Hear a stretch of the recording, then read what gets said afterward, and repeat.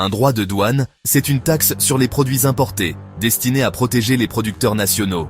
Après des décennies de mondialisation, tout change en 2025. Donald Trump, de retour à la Maison-Blanche, impose des droits de douane massifs sur presque tous les produits étrangers.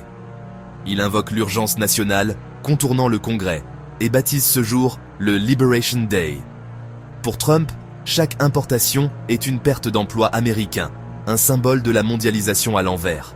Les tarifs douaniers deviennent son arme pour forcer les entreprises à relocaliser et pour renégocier les accords commerciaux.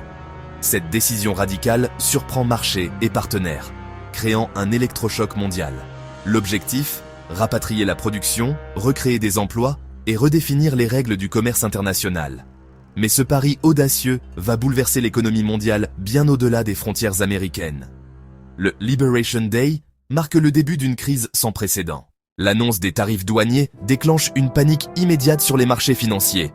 Wall Street s'effondre, le Dow Jones perd près de 10% en 2 jours, un record historique. La tempête gagne l'Europe et l'Asie, où les indices plongent à leur tour. Les investisseurs fuient les actions, se réfugient dans les obligations d'État et anticipent une chute du commerce mondial. Au Japon, l'industrie automobile est frappée de plein fouet par des tarifs de 25% sur ses exportations. Les matières premières s'effondrent, révélant la fragilité de l'économie mondialisée. La confiance, moteur de l'économie, s'évapore, les entreprises et les marchés se préparent au pire. Les produits d'assurance contre les faillites explosent, signe d'une défiance généralisée. En quelques jours, la décision américaine a brisé l'équilibre financier mondial. Les tarifs douaniers frappent vite l'économie réelle, les prix à la consommation s'envolent. Pour les familles américaines, c'est un impôt déguisé. Chaque foyer paie en moyenne 1 200 $ de plus par an. Les achats chutent, le pouvoir d'achat s'effondre. Les entreprises, dépendantes de composants importés, voient leurs coûts exploser. L'industrie automobile, touchée par la hausse des tarifs sur l'acier et l'aluminium, perd en compétitivité. Les exportateurs américains subissent les représailles. La Chine, l'Europe, le Canada imposent leurs propres taxes. Les agriculteurs et industriels perdent des marchés clés. Les pertes se chiffrent en dizaines de milliards.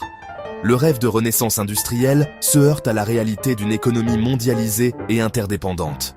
Les familles et les entreprises paient le prix fort de cette guerre commerciale. Les économistes tirent la sonnette d'alarme.